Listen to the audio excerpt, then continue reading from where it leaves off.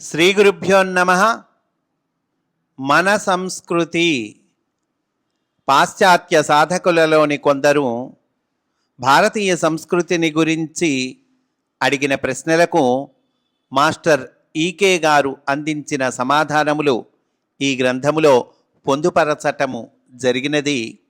అటువంటి ఈ గ్రంథమును మనము అధ్యయనము చేస్తూ ఉన్నాము. అందులో భాగంగా ఈరోజు ప్రశ్న: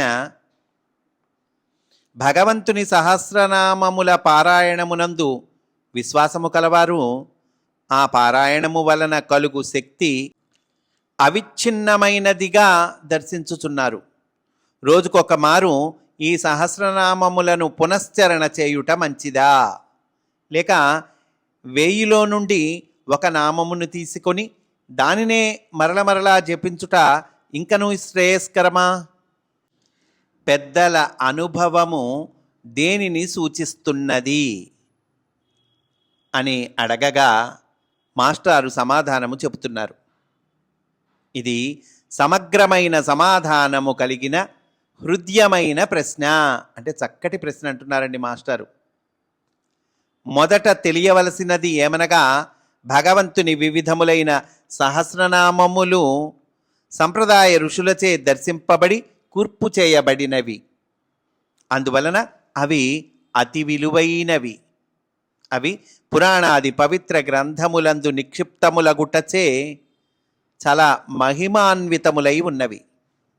ఈ సహస్రనామ స్తోత్రములందలి ప్రతి ఒక్క శ్లోకము కూడా ఒక్కొక్క మహామంత్రమును యథాతథముగా గ్రహించియే కూర్పు చేయబడినవి.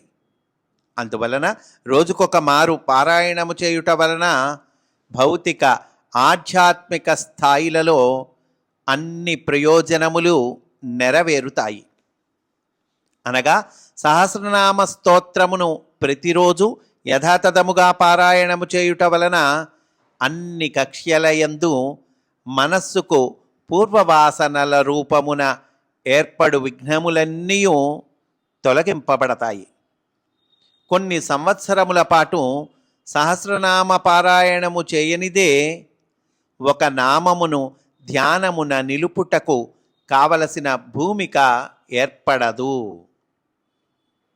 ఇది జరిగిన తరువాత సహస్రనామములలో ఏదో ఒక నామమును మూలమంత్రముగా స్వీకరించి దానిని కొన్ని వేల పర్యాయములు పునశ్చరణ చేయటము ద్వారా కావలసిన ఫలితమును సాధకుడు పొందగలడు. పవిత్రీకరణము, ఇష్టాపూర్తి అనే నిర్ణీతమైన ఫలితముల సాధనకు ప్రతి ఒక్క నామము పనిచేస్తుందని ఇక్కడ మనము నిర్దుష్టముగా చెప్పవచ్చును. కొందరు తమ కుటుంబ వ్యవస్థలోని కష్టములను ఎదుర్కొనుచుండవచ్చును. కొందరు అనారోగ్య బాధలకు గురి అయి ఉండవచ్చును. మరికొందరు మానసికమైన స్థితిలో విఘ్నములతో బాధపడుతూ ఉండవచ్చును. ఇంకనూ కొందరు భగవంతుని శక్తి కన్నా గ్రహముల ప్రభావమును ఎక్కువగా నమ్మి ఆయా గ్రహ దుష్ఫలితాలను అనుభవించుచుందురు. ఈ విధముగా బాధలను అనుభవిస్తున్న ప్రతి ఒక్కరూ తనకు తగిన నామమును ఒకదానిని స్వీకరించి నిర్ణీతమైన దినముల వరకు, దీక్షిత దినమునకు 1008 పర్యాయములు ఉచ్చరింపవలెను. అంటే మనం అనుకున్న రోజు వరకు రోజు 1008 పర్యాయములండి ఉచ్చరింపవలెను అంటున్నారు. ఈ విధముగా నిర్ణీతమైన పద్ధతిలో చేసినచో విఘ్నములను తొలగించుకొనుట అను నిర్ణీతమైన ఫలితములను ఇచ్చును.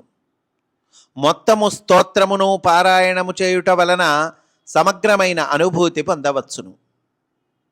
విజయవాడకు చెందిన మహాభక్తుడైన కేజీసి హరివిఠల్ విష్ణు సహస్రనామమును ప్రత్యేకముగా అధ్యయనము చేసినాడు. జీవితమున వివిధములైన ఇబ్బందులకు గురి అయిన వారిలో తన వద్దకు వచ్చిన వారికి విష్ణు సహస్రనామముల నుండి వారికి తగిన నామమును తెలిపి వారిని జపించమని సలహా ఇస్తూ ఉంటాడు. ఇటీవలనే ఒక యువకుడు ఒక పెద్ద ఉద్యోగానికి ఇంటర్వ్యూకి వెళ్ళినప్పుడు వైద్య పరీక్షలో నివారణకు సాధ్యము కాని గుండె జబ్బు అతనికి ఉన్నట్లు వైద్యులు నిర్ధారించారు. దానివలన అతడు ఆ ఉద్యోగానికి అనర్హుడని నిర్ణయించారు. అతనికి హరివిఠల్ ఒక నామాన్ని నిర్ణయించి ఇచ్చాడు. ఆ యువకుడు ప్రతిరోజు విష్ణు సహస్రనామ పారాయణము ఒక మారు చేసి తర్వాత కొన్ని పర్యాయములు ఆ ప్రత్యేకమైన నామాన్ని కొన్ని మారులు పునశ్చరణ చేశాడు. కొద్ది నెలల తర్వాత అదే వైద్య బృందము అతనిని పరీక్షించి ఆ వ్యాధి పూర్తిగా నయమైనదని నిర్ధారించిరి. వారు ఈ విషయమున ఆశ్చర్యపడి బహుశా తాము అంతకుముందు చేసిన పరీక్ష పొరపాటై ఉండవచ్చునని అభిప్రాయపడిరి. ఆ యువకుడు పూర్తి ఆరోగ్యవంతుడుగా గుర్తింపబడి ఆ ఉద్యోగమునకు అర్హునిగా నిర్ణయింపబడ్డాడు. హరివిఠల్ వద్ద ఇటువంటి ఉదాహరణలు ఎన్నో ఉన్నాయి. అందువలన ఏ పద్ధతి ఎక్కువ బలీయమైనదో చెప్పలేము. ఆ మంత్రశక్తిని వలసిన దిశలో పనిచేసేటట్లుగా సంకల్పించడముపై అది ఆధారపడి ఉన్నది. దేనిని నిర్ణయించి గ్రహించాలన్నది సాధకుని సంకల్పాన్ని బట్టే ఉంటుంది. గమ్యము భగవంతుడే గాని ఏదో ఒక వస్తువు కాదు. అందువలన ప్రతి ఒక్క ఆత్మ సంతృప్తిని పొందాలి. దీని ఫలితము ఇష్టాపూర్తమే అంటూ మాస్టారు తెలియచేశారు. స్వస్తి వాసుదేవా.